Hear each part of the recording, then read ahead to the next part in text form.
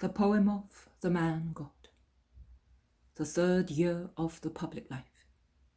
Chapter 426. Parable of the Vineyard and of Freewill.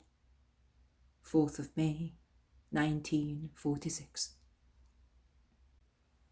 Peace to you, my friends. The Lord is good. He grants us to meet for a brotherly meal. Where were you going? Jesus asked the ex-shepherds while making his way into a thicket to protect himself from the sun. Some towards the sea, some towards the mountains. We came here together, growing in number all the time, as other groups joined us along the road, says Daniel, formerly a shepherd in Lebanon. Yes, and the two of us would like to go as far as Great Hermon to nourish our hearts, where we pastured our flocks, says his companion Benjamin. It is a good idea. I will go to Nazareth for some time. Later I will be at Capernaum and Bethsaida until the new moon of Elul. I am telling you so that you may find me in case of need. Sit down and let us put together our victuals to share them according to justice. They do so, spreading their wealth on a piece of cloth. Cakes, cheese, salt fish, olives, some eggs, the first apples, and they share out the food as cheerfully as they had laid it down after Jesus has offered and blessed it. How pleased they are with the unhoped-for feast of love. They forget tiredness and heat, lost as they are in the joy of listening to Jesus, who inquires about what they have done, gives them advice, or tells them what he has done. And although the very warm hour of a sultry day would make one drowsy, they are so interested that no one yields to sleep. And when the meal is over, and a few provisions left have been collected and divided into equal parts among them, they move into the thickest part of the nearest brushwood on the hill, and sitting around Jesus in the shade of the trees, they beg him to tell them a beautiful parable, which they may use as a practical rule of life and teaching. Jesus, who is sat facing the plain of Israel, now bare of crops, but luxuriant in vineyards and orchards, turns his eyes round, looking at the panorama, as if he were looking for a subject in what he sees. He smiles. He has found it. He begins with a general question. The vineyards in this plain are beautiful, are they not? Yes, very beautiful. They are extraordinarily laden with grapes which are maturing, and they are very well kept. That is why they yield so much. They must be plants of great value, insinuates Jesus, and he concludes. As the plain is divided into estates belonging to rich Pharisees, they have cultivated it with good plants, regardless of expenses. Oh, it would have been of no use to purchase the best plants if they had not been taken care of continually. I am an expert in the matter because I grow vines in all my property. But if I do not toil hard, that is, if I had not toiled hard at it, as my brothers continue to do now, believe me, master, I would not be able to offer you at vintage time grapes like those of last year, says a strong man about 40 years old, whom I think I have already seen, but whose name I do not remember. You are right, Cleopas.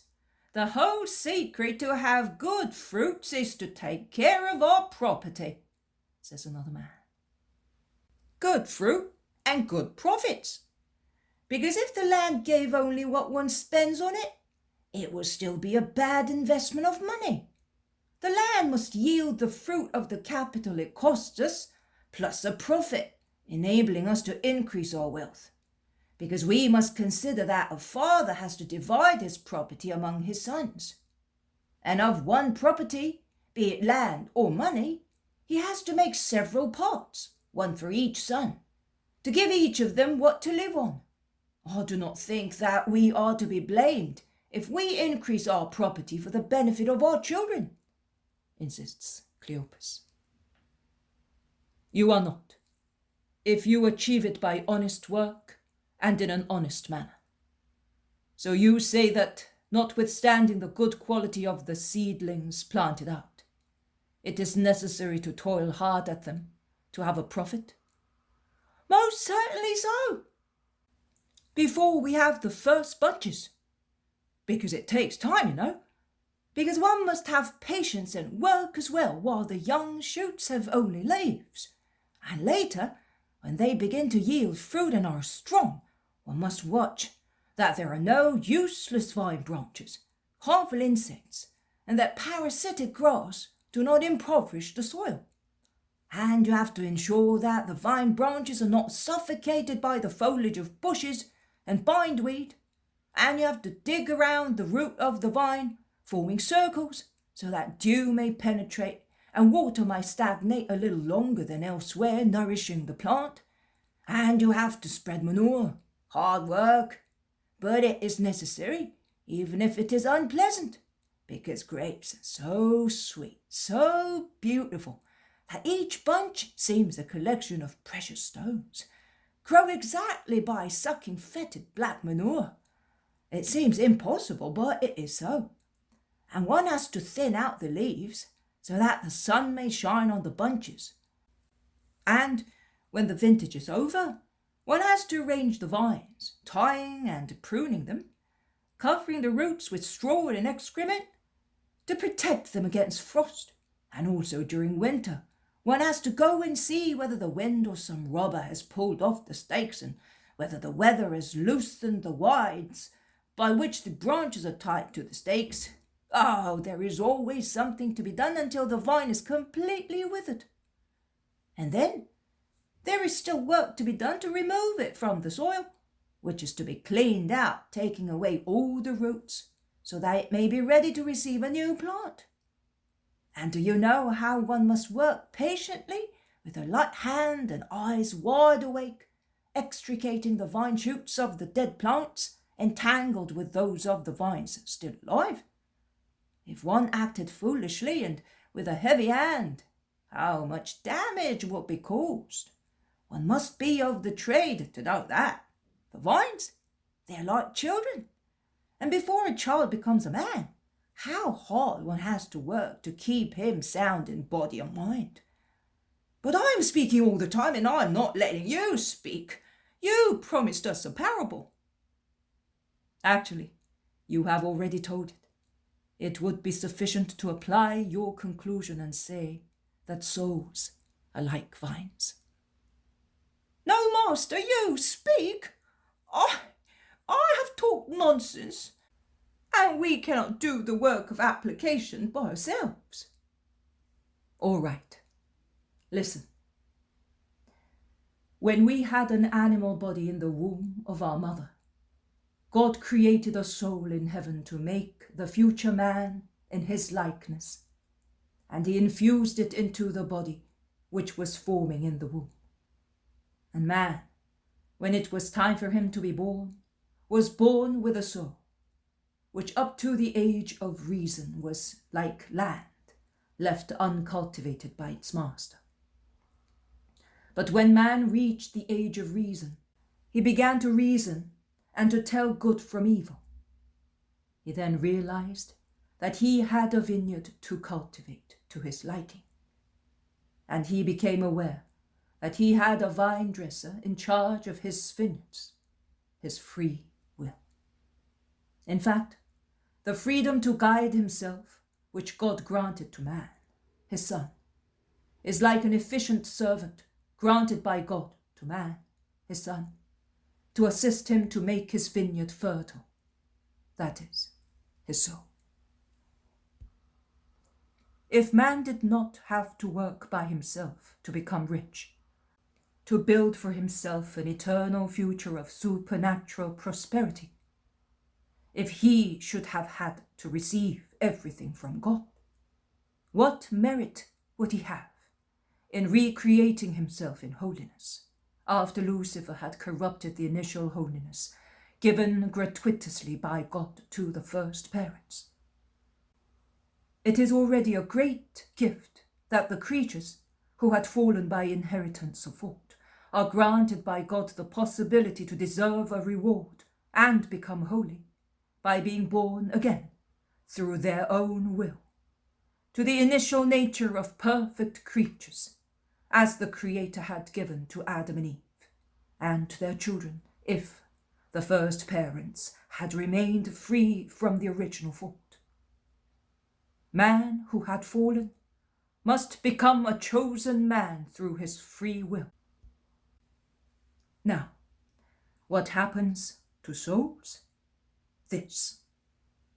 Man entrusts his soul to his will, to his free will, which begins to work the vineyard that had remained so far a piece of ground without vines, a good ground, but bare of durable plants. During the first years of its existence, only frail grass and caducous flowers had grown on it. The instinctive goodness of a child who is good because he is an angel, still unaware of good and evil. You may ask, how long does he remain such? We generally say for the first 6 years. But in actual fact, there are precocious reasons so that we have children who are responsible for their actions before the age of 6. There are children who are responsible for their actions also at 3, 4 years of age. And they are responsible because they know what is good and what is evil. And they freely want the former or the latter. The moment a child can tell a good action from a bad one, that child is responsible, not before. Thus a fool, even if 100 years old, is irresponsible, but his guardians are responsible in his place, and they must lovingly watch over him and his neighbour who may be damaged by the dull-witted or foolish fellow, so that he may not harm himself or other people. But God does not impute any fault to the idiot or fool, because unfortunately they are deprived of reason. But we are talking of intelligent beings, sound in mind and body. So man entrusts his uncultivated vineyard to his vine dresser, his free will, which begins to cultivate it. The soul, that is the vineyard, has a voice and makes the free will hear it. It is a supernatural voice, nourished by supernatural voices, which God never denies souls. The voice of the guardian, those of the spirits sent by God, the voice of wisdom, those of the supernatural remembrances which every soul recollects, although man does not have a precise perception of them. And the vineyard speaks to the free will in a kind and imploring voice, begging it to adorn it with good plants, to be active and wise, so that it may not become a wild, sterile, poisonous thicket of thorn bushes, where serpents and scorpions nest, foxes have their earths, and martens and other evil quadrupeds their homes. Free will is not always a good cultivator. It does not always watch over the vineyard and defend it with an impassable hedge, that is, with firm goodwill, aiming at protecting the soul from robbers, from parasites, from all harmful things, from strong winds which might cause the little flowers of good resolutions to fall off when they have hardly begun to be desired. Oh, what a high, strong hedge is required around the heart to save it from evil. How one must watch to ensure that it is not forced, and that no one opens either large gaps through which dissipations may enter, or sly little openings at its base, through which vipers creep in.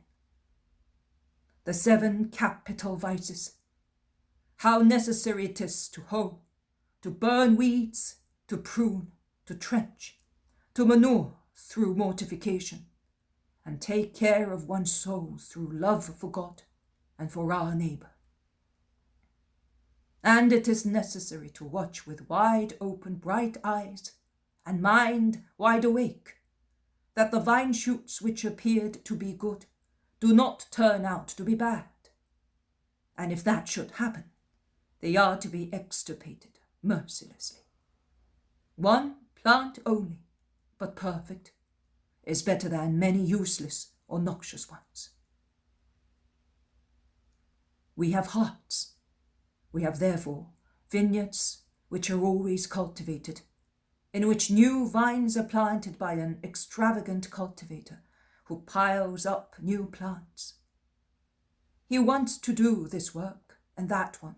He has ideas which are not even wicked. Then he neglects them, and they become evil. They fall on the ground, they degenerate and die. How many virtues perish because they are mingled with sensuality. They are not cultivated because, in short, free will is not supported by love.